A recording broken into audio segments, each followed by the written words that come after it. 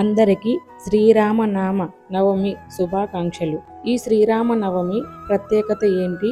ఈ శ్రీరామనవమి అసలు ఎలా చేసుకుంటారు? ఎందుకు చేసుకుంటారు? శ్రీరాముడి జన్మ నేపథ్యం ఏమిటి? శ్రీరాముని జనన లక్షణం ఏమిటి? శ్రీరాముని కళ్యాణం విశిష్టత మరియు శ్రీరామనవమి రోజు పానకం వడపప్పు ఎందుకు చేసుకుంటారు? వాటి విశిష్టత తెలుసుకుందాము. శ్రీరామనవమి అనేది హిందూ ధర్మంలో అత్యంత పవిత్రమైన పండుగల్లో ఒకటి. ఇది శ్రీ మహావిష్ణువు 7వ అవతారమైన శ్రీరాముడు జన్మించిన దినాన్ని సూచిస్తుంది. ఈ పండుగను ప్రతి సంవత్సరం చైత్ర శుద్ధ నవమి రోజున వసంత ఋతువులో పునర్వసు నక్షత్రంతో కూడిన కర్కాటక లగ్నంలో జరుపుకుంటారు. శ్రీరాముడి జన్మ నేపథ్యం. శ్రీరాముడి జన్మ వెనుక ప్రధానంగా లోక కళ్యాణం, ధర్మ సంస్థాపన అనే లక్ష్యాలు ఉన్నాయి. రావణుడి అరాచకాలు. త్రేతాయుగంలో రావణుడు అనే మహాబలిశాలి అయిన రాక్షసరాజు భూమిని, దేవతలను పీడించడం మొదలుపెట్టాడు. బ్రహ్మదేవుడి నుంచి పొందిన వరాల కారణంగా పురుషులు లేదా దేవతల చేతిలో అతడికి మరణం ఉండదు. అందుకే రావణుడి దురాగతాలను అరికట్టడానికి శ్రీ మహావిష్ణువు మానవ రూపంలో అవతరించాలని సంకల్పించారు. పుత్రకామేష్టి యాగం.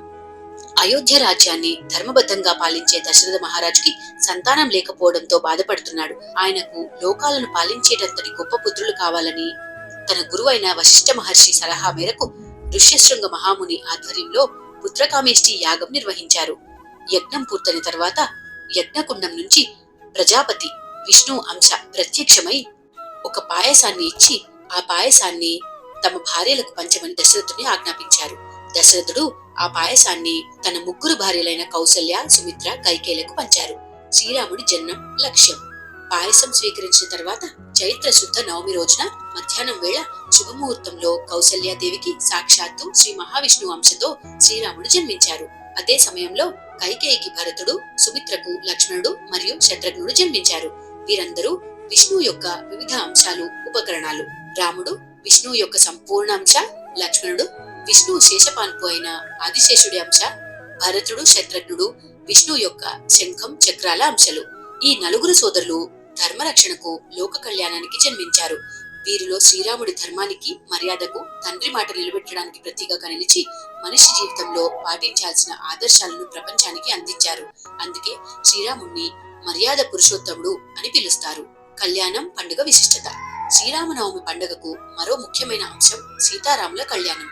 పురాణాల ప్రకారం శ్రీరాముడు జన్మించిన ఇదే పవిత్రమైన రోజున సీతాదేవిని వివాహం చేసుకున్నారని భక్తులు నమ్ముతారు. అందుకే శ్రీరామనవమిని సీతారాముల కళ్యాణోత్సవంగా జరుపుకోవడం ఆనవాయితీ. ఆధ్యాత్మిక సందేశం, ఆచారాలు. ధర్మం విజయం.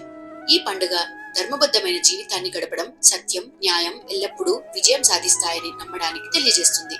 పానకం వడపప్పు. శ్రీరామనవమి రోజున పానకం బెల్లం, మిరియాలు కలిపిన పానీయం మరియు వడపప్పు, నానబెట్టిన పెసరపప్పు తయారు చేయడం ప్రధాన ఆచారం. వసంత ఋతువులో వేడి పెరిగే సమయంలో శరీరానికి చల్లదనాన్ని, శక్తిని ఇచ్చే ఈ పదార్థాలను పంచుకోవడం ఇందులో అంతర్లీనంగా ఉన్న ఆరోగ్య ధర్మాన్ని తెలియజేస్తుంది. శ్రీరామనవమి రోజున భక్తులు ఉపవాసం ఉండి ఆలయాలలో మరియు ఇళ్లలో సీతారాముల కళ్యాణాన్ని జరిపిస్తారు. భద్రాచలంలోని శ్రీరాముడి ఆలయం ఈ పండుగకు అత్యంత ప్రసిద్ధి చెందింది. ఈ రోజున శ్రీరామనామాన్ని జపించడం, రామాయణం పారాయణం చేయడం వలన పాపాలు తొలగి శుభాలు కలుగుతాయని భక్తుల విశ్వాసం. శ్రీరామనవమి విశిష్టత అయితే తెలుసుకున్నాం కదండి. ఇలాంటి మరిన్ని వీడియోస్ అయితే మన ఛానల్లో ముందు వస్తూ ఉంటాయి. మన ఛానల్ అయితే సబ్స్క్రైబ్ చేసుకొని ఈ వీడియో మీకు కానీ నచ్చితే లైక్ చేసి హైప్ చేసేయండి. అందువల్ల మరింత మందికి ఈ వీడియో అనేది తెలుస్తుంది. ఈ వీడియోలోని అంశాన్ని తెలుసుకుంటారు. జై హింద్, జై సనాతన ధర్మం, జై శ్రీరామ్, జై శ్రీరామ్, జై శ్రీరామ్ అని కామెంట్ చేయండి.